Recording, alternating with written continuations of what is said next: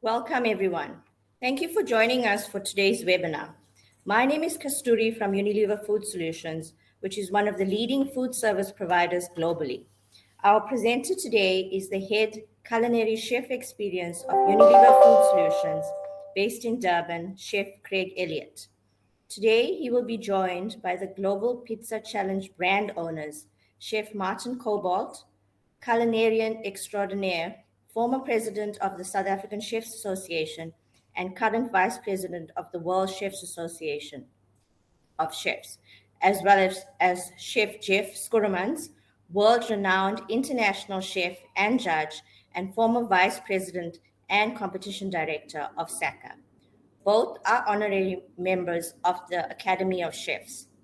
With pizzas growing in popularity all around the world at a staggering rate, the chefs wanted to create and develop an international platform for countries to showcase their pizza making skills, cultural flavors, and sheer culinary passion. And we want to add an Italian taste to every dish with Knorr-Professional-Pronto. Just a little housekeeping before we get started. If you have any questions during the presentation, please type them into the question box. Chefs will answer them at the end of the presentation.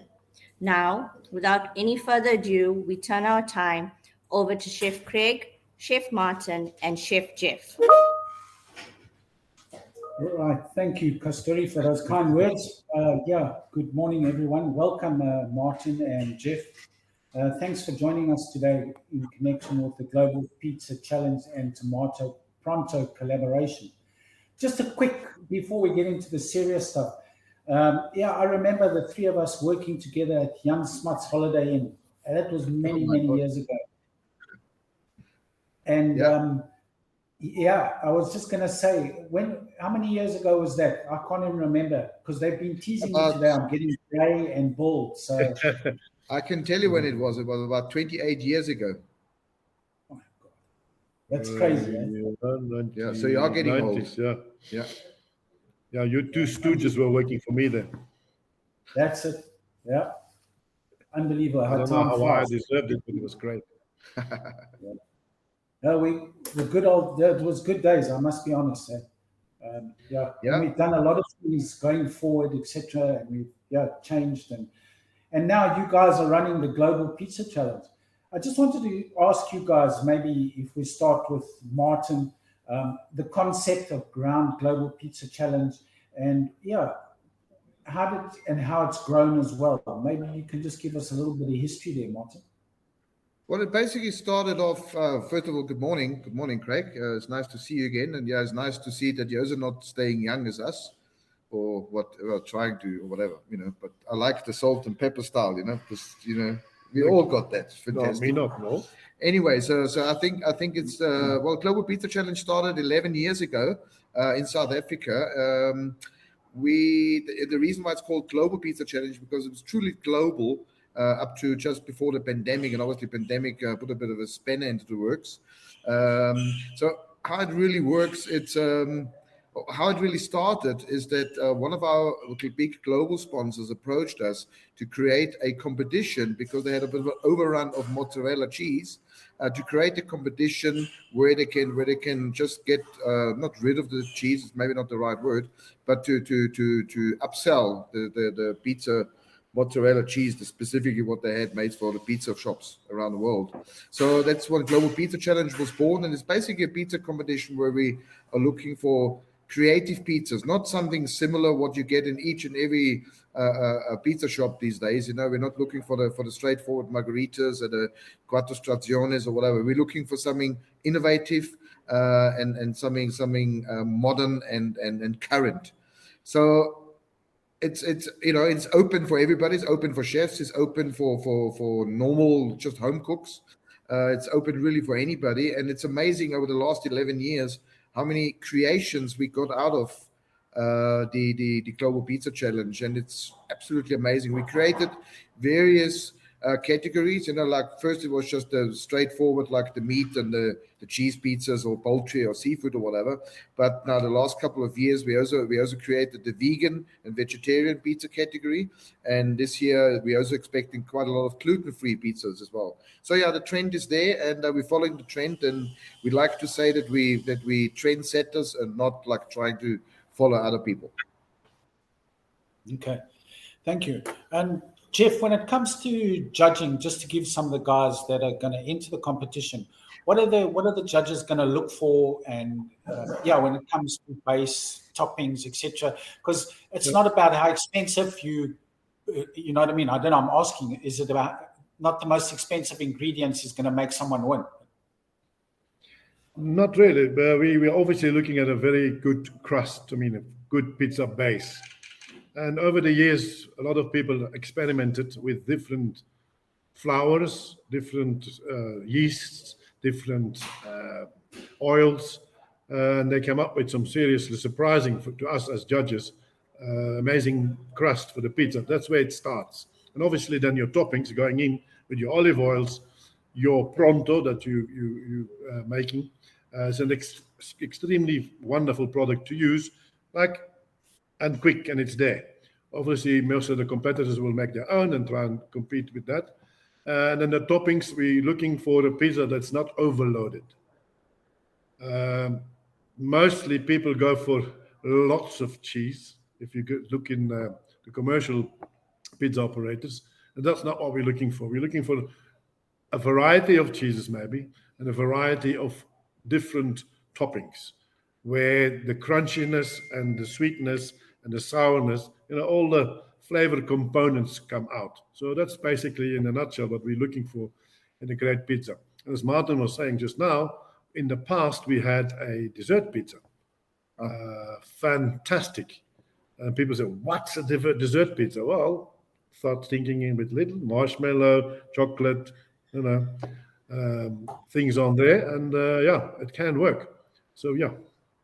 What the exciting thing was, Craig, just to fill in there from the dessert pizza point of view, it created an upselling point for the pizza restaurants there. If you go to a pizza restaurant with a family, you order either like individual pizzas or a family pizza and maybe a bowl of salad. And then, in 90% of the pizza shops around the country, if you looked at dessert pizza, you got maybe a bowl of ice cream with some cream and chocolate sauce, or you got like Italian kisses. And that was about the variety of desserts you got offered at pizza restaurants. So with the dessert pizzas, it gave the pizza restaurants an opportunity to upsell, and it was well taken into the industry. So a lot of restaurants you will find now who have got dessert pizzas on their menus, standard. We will be very strict on pineapple, though. That's a joke. I'm actually consulting at the moment in Kempton Park, in a pizzeria actually in Kempton Park. And the most popular pizza is with pineapple and ham. Can you believe it? Yeah. But it's people's choice. Yeah. But that's what we're looking for. I remember a guy Jeff. I remember a guy who opened an Italian restaurant here, and he was a proper Italian. And he says he does not put pineapple on a pizza, and he eventually had to eat his words.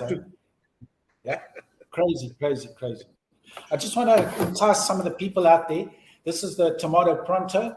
For the first two people that ask us any question, we will then send you a tin of pronto. So yeah.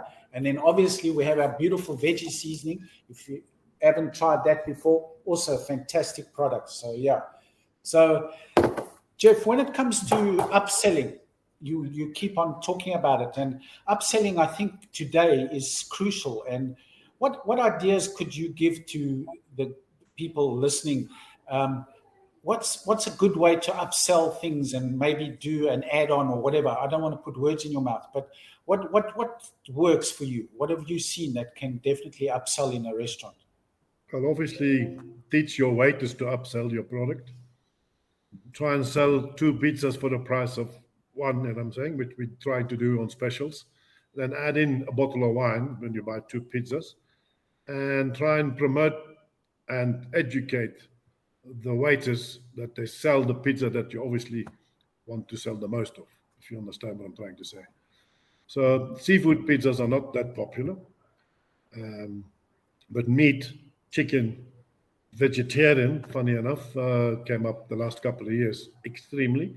And we're doing a very simple spinach, onion, garlic, potato pizza, and people love it. But we don't put too much cheese on there either. But yeah, it's just trying to find a little bit of a niche where you are. You must look location, where you are, what the people, what your clientele is, what they're looking for. And we try to obviously make a new pizza every 3 months. If I just may add on there, and then like Jeff was just saying it in his first sentence, get your waiters to upsell. So I think it's most important that some time is spent on, number one, training your waiters for customer skills, customer communication skills, and then of course it's very important that your head waiters or your waiters in general on a daily basis have a meeting with the chefs or with the pizza bakers to collaborate between them two and seeing what needs to be sold, what specials can we do. You've got to be creative, because most of the people going to a pizza restaurant or to any type of establishment of food, they go there because they're hungry.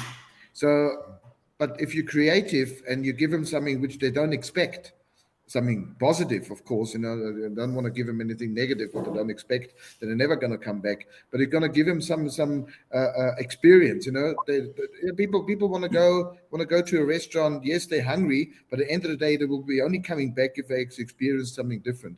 And you want to get into a situation and say, let's go there because I wonder what they offer today, what specials have they got on today, etc., etc. So that's all form part and parcel of upselling, of being creative and having great communication skills with the waiters to your customers. I think that's a selling point for every restaurant. If the service is crap, the food can be really, really, really good. But if the service is not good, people are not going to come back, and you're not going to be able to upsell anything. So training. That's really important. We have to. Yeah. And a new thing we did as well is to create a pizza bun to make hamburgers with. People in the beginning said, wow, that's not a hamburger bun. No, but have you tasted it? So we're making a pizza bun with obviously the hamburger in between, some pronto sauce, some onion, bacon, whatever they want, cheese sauce, whatever. And now it's a hit. And people are actually coming in now to ask for that specific burger. So that's a different one. Yeah, so pizzas are evolving all the time. And obviously, Martin and you, Jeff, you guys travel a lot. Pizzas are still on menus all over the world, I suppose. Yeah, am I correct in saying? Yeah.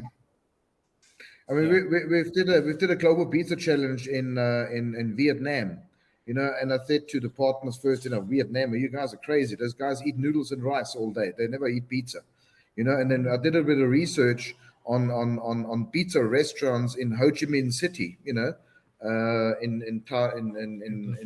Vietnam, and they had a website there where they opened an average 11 pizza restaurants a month. Over the last 6 months, what I did the research for. So it's just the younger generation, that's what they do. And pizza is still one of the uncomplicated meals one can ever have. So it's cheap. It's a family orientated meal.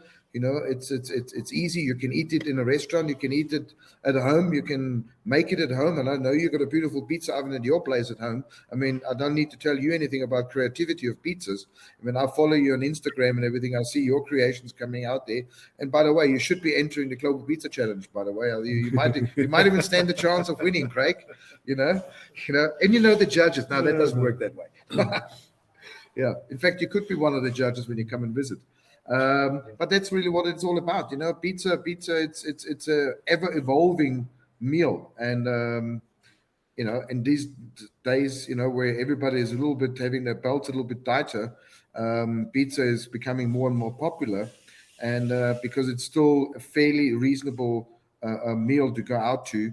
And it's nice for people to go to a restaurant and getting spoiled once in a while, and having an experience with pizza. And that's what our business is, and it's beautiful, and it's just fun. Pizza is fun. Yeah, no, definitely. Talking about pizza, obviously, but then pasta also plays a role. Do you think that pasta is also here to stay? And obviously, you can, whatever you can put on a pizza, you can make a sauce or a pasta dish out of.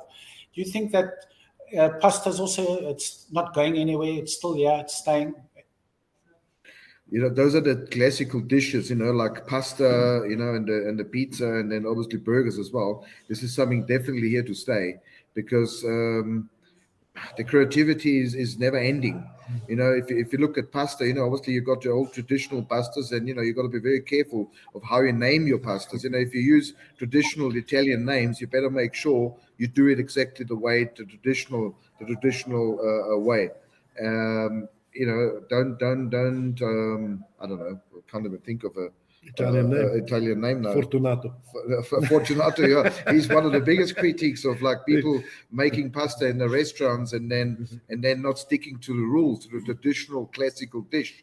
Using cream in bloody pastas and stuff like this, and you just do like a pasta arrabbiata, for example, and add cream in it. Somebody might just die, not of food poisoning, but Fortunato might just come bust and have something to say about it. So you got to be very careful. But I think this in general in cuisine, when you use classical names, classical terms for your dishes, you better make sure it's done proper way. But to answer your question, I think yes, pasta is definitely here to stay, and the variety is also endless, and the creativity is just fantastic. Just the variety of different pastas you get, from just normal the ribbon pastas to normal cannelloni and raviolis and tagliadellis and all this type of stuff. It's just fantastic material to work with. And pasta, your tomato pronto sauce goes on every single pasta. It's really fantastic. They're beautiful. I know Jeff was talking about the tomato pronto, but again, wanted to add something in there. The reason why I love that product so much, because you literally open the tin and you can scoop it out and straight into the pan. I always normally encourage. We use it in the school, at the Chef McKay School of Cooking, of course, as well. And we normally, of course, trying to teach the kids to make like tomato concasse and everything from scratch, because that's what we did do at the school. But in the industry, when they go to, they will find your product there, and it's awesome. You literally scoop it out the tin and you can use it. The seasoning is right, everything's just perfect, and I really love it. So I just wanted to add that. No, but I want to add now. At the moment, we have a crisis in South Africa on tomatoes. There are hardly any tomatoes, or they're very expensive, because the main suppliers have had the bug on their tomatoes, which can happen. It's nature. So the pronto sauce is, for me, then in the kitchens, it's consistent. You have always the same flavor profile, what you're going to get when you open the tin. And then obviously I asked my chefs to be a little bit more creative, add a bit of garlic or chili or whatever to your pronto, and the sauce remained the same. So that's why I really like the pronto in pasta and obviously on the pizza. No, absolutely. Consistency is key. And like you said, you want your customer to come back. And when you get your consistency right, and that's so much easier to bring your customers back. When it comes to the judging, I don't know, Martin and Jeff, have you got a couple of names you can share with us who will be judging the Global Pizza Challenge? That's Martin next week, am I? Well, I normally do the talking. I'm doing the emceeing at the pizza shows. Jeff is the head judge, but we also got from the consistency point of view. What we normally have is, of course, Jeff. He will be there all 3 days and will be eating all the pastas, the pizzas. Well, I'm not saying pasta now. All the pizzas. And then we've got good old Chef Philippe Friedman, which is going to be in there as well. And then we've got a variety of judges which are coming through. Pinky Maruping, your regional chef from Johannesburg. She's a past winner of the Global Pizza Challenge. She will be on one day a judge as well. Then we've got Chef Kru Pillay, who's the vice president of South African Chefs Association. He will be judging there one day. And then we've got a variety of mystery judges there as well. But to hold the consistency and the quality of the judging, we'll have, of course, Jeff there as the head judge. And then should have Chef Philippe. Those are the two, or the generals at the judging table. And that's just, to keep the consistency and keep it fair for each and every competitor. The first one that enters and the last one on last day, so it's very important to have that consistency. But if I may add, Martin tests them all as well, because he's always hungry. He always wants a piece. Martin, can we first judge these things before you eat them? Thank you. So we have a variety of people, and we have some mystery judges that we can. We're trying to contact, hopefully, the cream of the crop that know about pizza, like Forti, but unfortunately can't make it. But he's sending us a good seconder. So the judging is high style and good guys to judge everything. So some of the creativities, some of the criteria is on the judging sheet. It is creativity, and then is of course taste, and then the dough itself gets judged as well, because obviously the base that's one of the main criteria of a good pizza.